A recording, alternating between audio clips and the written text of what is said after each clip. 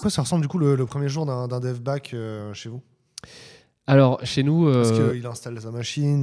il installe sa machine, oui, voilà, il passe à l'IT, il récupère sa bécane et il va l'installer.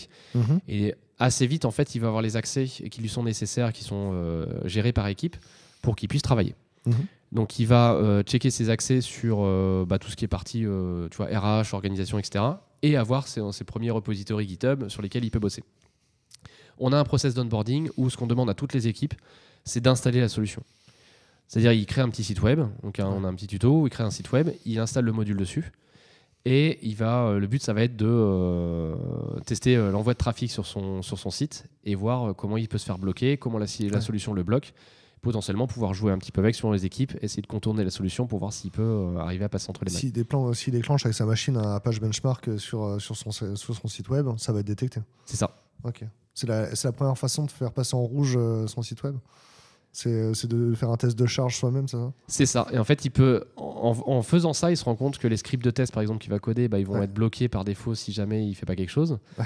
Et donc, de comprendre cet aspect faux positif, faux négatif aussi qu'a chez nos clients pour dire il y a des automates qui sont légitimes et qu'on veut voir passer. Donc, c'est ça. Parce que ça ressemble à quoi un bot légitime, en fait?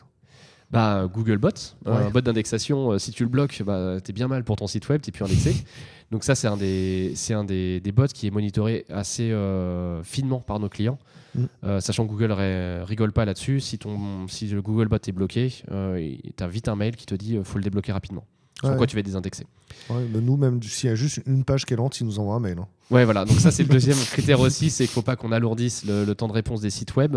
Ouais. Notamment, on a un tag JavaScript qui vient s'insérer sur les pages web. On a un gros enjeu pour nous d'optimiser sa performance aussi pour qu'il soit transparent pour ces automates-là. Il n'est pas bloqué par les adblockers, etc., ce tag?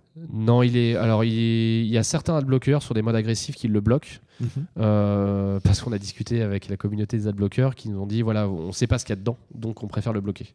Ouais. Donc on sait que vous êtes une solution de cybersec, mais pour le bien de nos utilisateurs, ce que je comprends tout à fait en tant qu'individu, on préfère le bloquer. Donc voilà. Après, on a d'autres façons de l'insérer dans les pages web qui n'est pas bloqué par les adblockers et qui est tout à fait légitime et qui est dans ce cas-là qui est un peu plus à la charge de nos clients. Donc le premier jour, un développeur qui arrive, le premier jour, il fait sa mise en situation, son POC lui-même, ou ça prend déjà 2-3 jours de faire ça? Premier jour. Un jour, alors ça dépend de la vélocité des gens qu'on intègre, mais le premier jour, il l'a intégré. C'est la promesse aussi d'installation rapide de notre solution. Ouais. Et on prend un module qui est très simple à installer, qui est un module Node.js.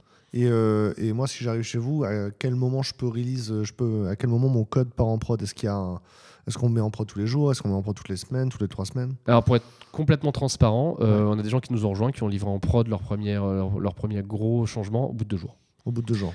Les plus tard, je dirais, ça serait les premières semaines, au plus tard vraiment le premier mois pour les changements très très impactants sur le moteur. Mais voilà, pour le SDK, je sais que les gens qui nous ont rejoints, au bout de 2 jours, ils avaient réalisé leur premier... un manager, au bout d'un mois, il peut demander déjà s'il n'y a rien qui est parti en prod, il se pose une question. Ouais, d'accord. Complètement. Toujours aujourd'hui, en 15 jours, on sait si quelqu'un fit bien dans le job ou s'il y a un problème de performance, tu vois, où il fit pas bien, quoi.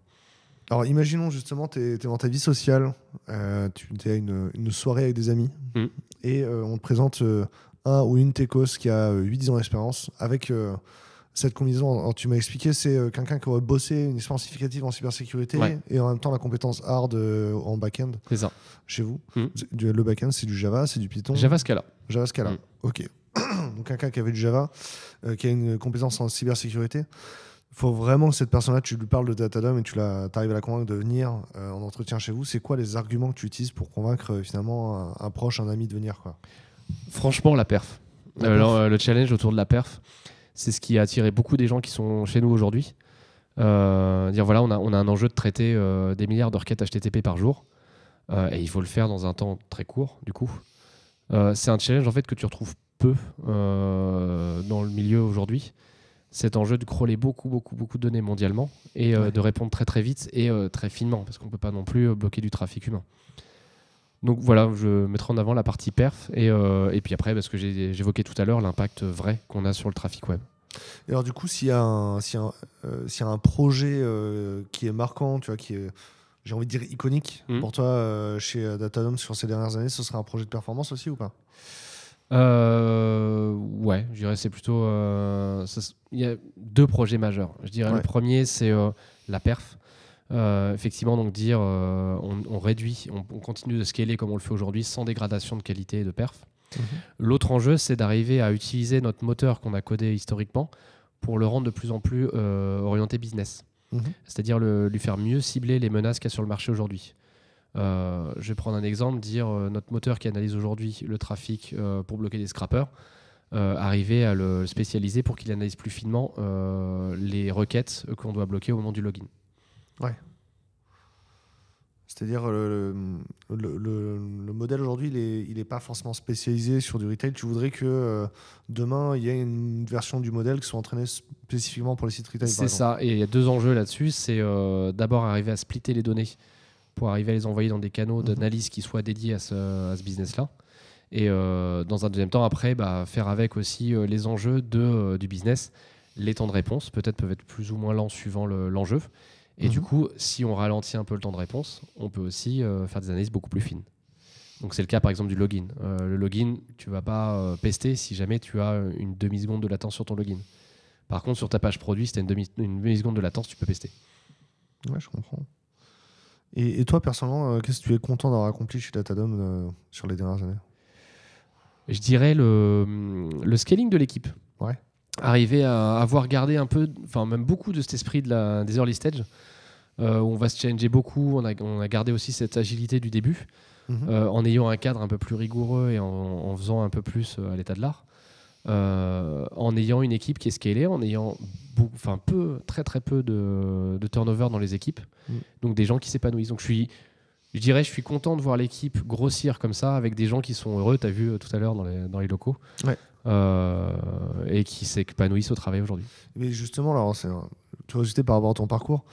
L'esprit start-up, petite équipe méga agile, tu l'as trouvé dans ton passé qui était plutôt industriel ? Ouais, parce que c'est pas parce que tu es dans une grosse boîte avec potentiellement des process en place, avec des contraintes de grosse boîte qu'on n'imagine pas aujourd'hui ici, que tu n'as pas cet esprit un peu plus entrepreneur et que tu ne te challenges pas. Et justement, ces profils dans les grosses boîtes qui vont challenger le status quo, qui vont essayer de faire bouger les choses, en fait, c'est un esprit que tu peux répliquer après dans une plus petite boîte.